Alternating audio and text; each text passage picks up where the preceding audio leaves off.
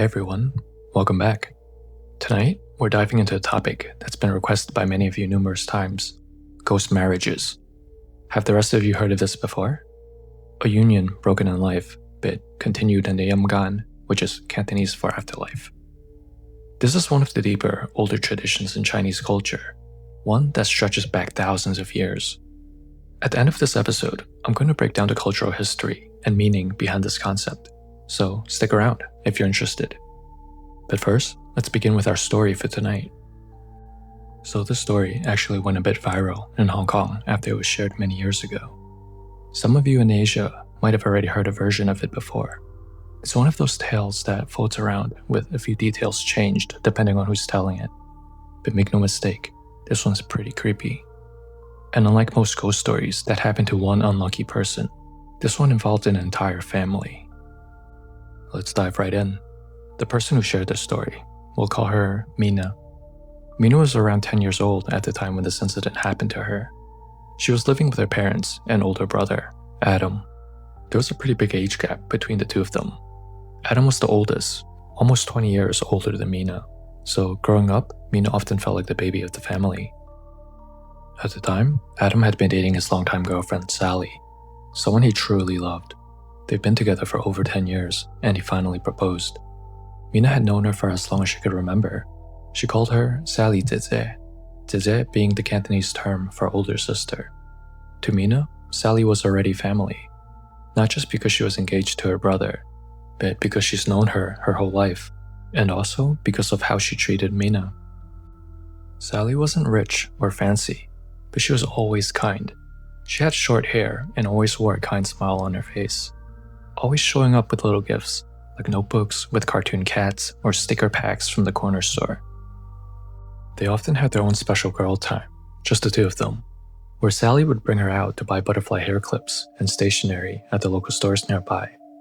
She would braid Mina's hair in cute, stylish twists and tell her that she looked like a little supermodel. Mina loved her. Sally Zeze was the only one who consistently took Mina's side. Even during the classic sibling fights, if Adam ever picked on her, Sally would always be on Mina's side and yell at him to stop picking on his little sister. To Mina, Sally Zeze was more than a future sister-in-law. She was her big sister in every way that mattered. Mina couldn't wait for the day that Adam would finally marry Sally. Adam and Sally already had a wedding date set toward the end of the year. He was working really hard every day at the local factory, saving every cent he could, not just for the wedding, but for the life they were planning to build together. Everyone in the family was excited. It felt like everything was finally falling into place for him. But life is fickle, and sometimes things change in an instant. It was a rainy night in July. Sally was off from work early and had gone out to a nearby food stall to pick something up. It was Adam's favorite stall, and she wanted to buy him a little treat to surprise him when he got out from work. Gale yudan, curry fish balls. She did this every now and then, whenever she had time. She knew how much Adam loved these things, so she liked to bring it home for him to enjoy after work. That night, she was walking back home with a small plastic bag in hand, trying to twist the top closed so that the rain wouldn't soak through. She stepped off the curb into the road when suddenly, a delivery truck lost control in the rain. Then, silence. Just the sound of the rain falling. The plastic bag had torn open. The fish balls scattered on the street. And under the downpour, they just sat there on the concrete road, motionless. A crowd began to form, voices murmuring, some people running to the local shops to get more help. Adam got the call at work. He dropped everything and ran. Didn't wait to clock out, didn't even take his umbrella. By the time he reached the hospital, it was too late. Sally didn't survive the impact. The doctors tried everything, but her injuries, they were too severe. The whole family was already there when Adam arrived. Mina stood quietly in the corridor, watching as her big brother collapsed to his knees at Sally's bedside, holding her lifeless body in his arms. And then came a sound that would never leave her memory. A guttural wail, not just grief, but something deeper. Mina had never seen her big brother cry like this before, and it broke her. She was crying uncontrollably herself, but seeing her big brother like this shattered her heart. It was the first time Mina had ever seen death up close. The next morning, Mina woke up to a strange stillness in the house. She wandered into the living room. Adam was sitting on the couch, still in his clothes from yesterday, staring blankly at the floor. In his hands was one of Sally's shirts. He held it gently, like something fragile, as if letting go might make it disappear forever. It was clear he hadn't slept. His eyes were wide open, but somewhere far away. Mina stood quietly in the doorway. She didn't know what to say. Nobody did.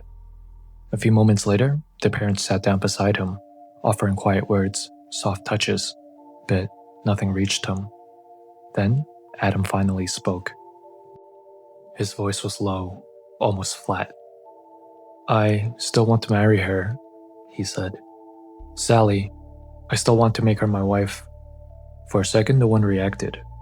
Then their parents strained up, not angry, but shaken. "Adam," his father began. "Sally's gone. She's not here anymore." His mother added, "You're still young. You'll heal in time, but this?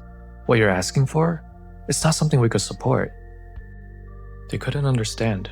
They thought it was just the grief talking. They told him no, it wasn't right, that it wouldn't bring her back. But Adam wasn't looking at them. He was still holding that shirt as if Sally was still here. And in his heart, he had already made the decision, even if no one else accepted it. Adam didn't eat for 3 days. He barely spoke, barely moved.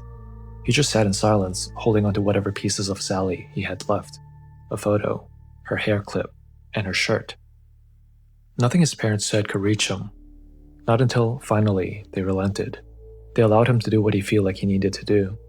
And just to be clear, for those of you who are not familiar, what Adam wanted to do is called Mingfun. Ming translates to dark, underworld, or spiritual realm. And fun means marriage or wedding. So together, Mingfun literally translates to a marriage in the realm of the dead.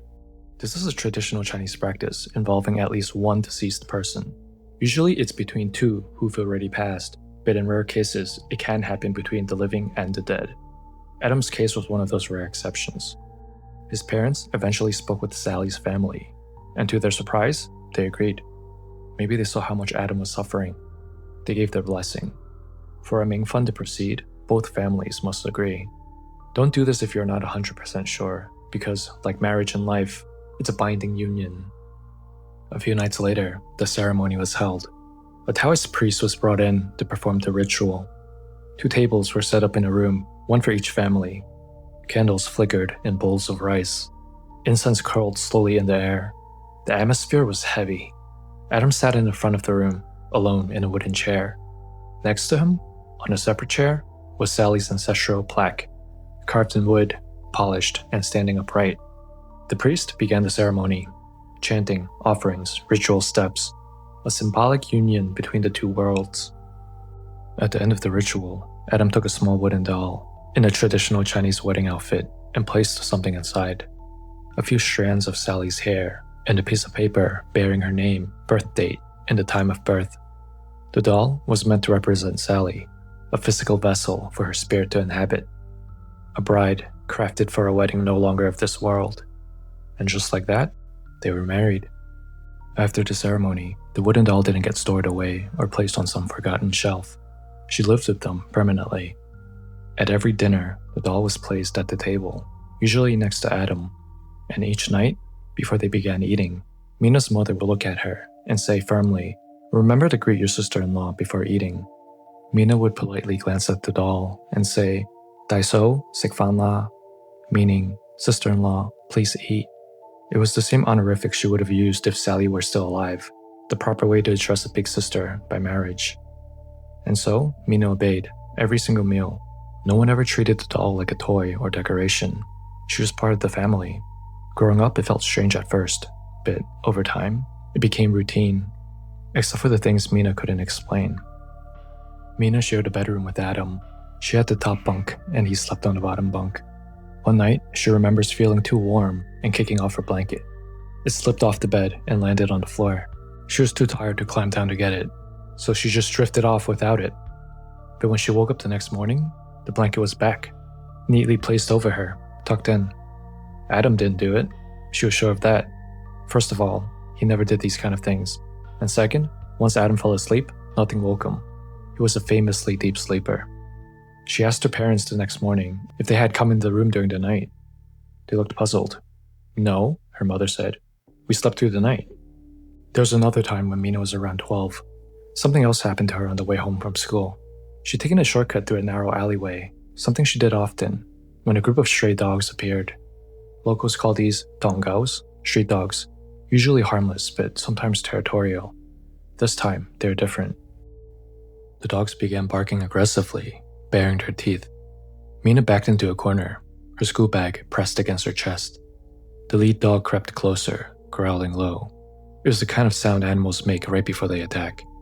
Mina froze, and then, just as it lunged forward, the dog yelped. Loud and sharp, like it had been struck or frightened. It scrambled backwards. The others hesitated, then scattered in all directions, tails tucked. For a brief second, Mina felt someone beside her. She turned to look. No one was there. Over the years, little things like this kept happening. Tiny, almost forgettable things. Random butterfly clips appearing in her school bag. Stickers she hadn't bought. All the kinds of things she and Sally Tete used to shop for at the corner store. She never saw who placed them in there, but somehow, she had a feeling. When Mina was 14, she started getting really bad headaches. At first, they came and went. Then, they got worse. After a hospital checkup, the doctors found a small tumor in her brain. She needed surgery right away. Her parents were devastated. The doctors warned them this procedure was very high risk. There were no guarantees. The night before the operation, Mina laid in the hospital bed, too scared to sleep. At some point, she must have drifted off, caught between sleep and wakefulness. When she sensed someone sitting beside her, she felt a hand stroking her hair gently, reassuringly. Mina opened her eyes halfway. There was a shadowy figure in the chair next to her bed. The silhouette of a woman. She couldn't see her face clearly, but she didn't feel afraid. It felt familiar, warm. She thought, maybe it was a dream. Maybe it was just her mind playing tricks on her. The next morning, as they wheeled her into the operating room, Mina was cold and scared. She was shivering. The anesthesia mask covered her face. The lights above were too bright. Her heart was pounding. Just before she lost consciousness, she saw someone. It was a woman, stepping next to the operating table. She stepped forward quickly, held Mina's hand, and whispered in her ear, "Don't be scared, Mina. You'll be okay. I'm right here with you." When Mina woke up again, she was already in the recovery room. Her parents were there. Her mom cried, tears of relief. "The surgery was a success," she said. "Everything went perfectly. You're going to be fine. You did great." Later, the doctor came by to check on her. Mina asked, "Excuse me, doctor, was there a woman in the operating room before the surgery started, with short hair? I didn't see her clearly, but I wanted to thank her. She gave me strength when I felt most alone." The doctor paused, confused. "No," he said. "That wouldn't have been possible. No one is allowed in the OR before surgery. We don't want to risk contamination. Everyone inside are in scrubs and surgical caps, so hair wouldn't be exposed." He suggested maybe it was the anesthesia. A side effect is hallucination. But Mina knew better. It wasn't a dream. It had to be her. Sally Tete. The sister who had always protected her, in life and now in death. Mina had never seen her directly, not fully, but she always felt her, in the shadows, in the quiet moments, in times of fear. And she's certain Sally never left. She's still watching, still guarding. So, what do you guys think happened to Mina? Do you think that after the Mingfun ceremony, the spirit of Sally really inhabits the wooden doll and is now watching over Mina and her family? Or do you think she imagined everything? Let us know in the comments below. So now, I want to take some time to dive deeper into the cultural aspects of this phenomenon known as Mingfun or ghost marriage. The history of this practice dates back to over 2,000 years. The core idea was to ensure that the dead are not alone in the afterlife, especially those who died unmarried. In Chinese culture, it's believed that someone who dies single may become restless or lonely in the afterlife. It's considered a kind of unfinished fate, so a proper marriage, even in death, allows the spirit to settle peacefully. There are two different types of Mingfun. The first is deceased to deceased marriage. This is also the most traditional form, where two dead individuals are symbolically married. It's often initiated by both the families of the bride and the groom, especially if both died young or tragically. The second is living to deceased marriage, which is what happened in this story. This is more rare, but still practiced quietly in some regions. This happens when a living person, out of love or obligation, insists on fulfilling an engagement or bonding with someone who has already passed. Once performed, the living spouse is often considered married for life. So you're probably thinking, so does this mean that the living spouse can never remarry again? The answer can be yes and no, depending on how the tradition of the families are. In traditional families, the living spouse may not remarry, because doing so is seen as a betrayal of the deceased. Even dating again might be taboo. However, in more modern and flexible families, the living person can remarry, but only after performing a ritual to release the bond. This is pretty much like a symbolic divorce or separation ceremony. This is done to let the deceased move on peacefully and to prevent any spiritual jealousy or unrest. The actual Mingfun ritual is often led by experienced Taoist priests. It includes preparing ancestral tablets or spirit tablets for the deceased, using symbolic items such as paper bride or groom, or in modern cases, a wooden doll. A red string is often tied between the two to symbolize the bond. Hair, birth date, information, or personal belongings may be placed inside the doll or offered on an altar. After the ceremony, offerings and prayers are made regularly. So even though Mingfun sounds a little bit creepy to some of you, it's not just fully about ghosts or superstition. It's deeply tied to ancestral duty, love, loyalty, and closure. So I know I talked about two different types of Mingfun, and in Mina's story, we heard about the second type. Would you also like to hear one story about the first type, the deceased to deceased marriage? This story is shared by a woman from Hong Kong. Let's call her Mandy. Mandy is in her 30s now, but the events that happened to her began nearly 3 decades ago, back when she was just a little girl. At the time, Mandy lived with her parents. One weekend, the family paid a visit to their grandmother's home, a small house tucked away in one of the older villages in Hong Kong. There wasn't much to do out there. No TV, no toys, just the stillness of old furniture and the scent of incense clinging to the walls. Out of boredom, Mandy began to poke around the house, opening drawers, peeking behind curtains, and just exploring every dusty corner. Eventually, she wandered over to the family altar. Even at that age, she knew what it was. Her parents had taught her to bow respectfully, to never touch. But curiosity got the better of her. Standing on top of a wooden stool, she leaned in to examine the row of ancestral tablets, Sanju Pai in Cantonese. For those unfamiliar, a Sanju Pai is a wooden or stone plaque kept in homes or temples. It represents a deceased ancestor, a kind of spiritual residence for their soul. Families make offerings to it, incense, food, prayers, like a little personal memorial for the dead, maintained across generations. As Mandy scanned the rows of names carved in gold, something caught her eye. In the corner of the altar, slightly tucked behind one of the tablets, was a plain white paper fan. There were no designs on it, no decorations, just a cheap white paper fan already starting to turn yellow with age. It didn't look like it was meant for display. At the handle, a thin red string was tied, and the other end of the string was knotted tightly around one of the wooden plaques. Mandy squinted at the name etched on the plaque. She wasn't great at reading Chinese yet, but she couldn't make out any of the characters. She called over her grandmother. "Papa, what's this?" she asked. "And why is there a paper fan tied to it?" Her grandmother stopped in her tracks. For a moment, she just stared at Mandy. Then quietly, she said, "Come down from there, Mandy. You're going to fall and hurt yourself." She walked over, lifted Mandy gently off the stool, and set her back on the floor.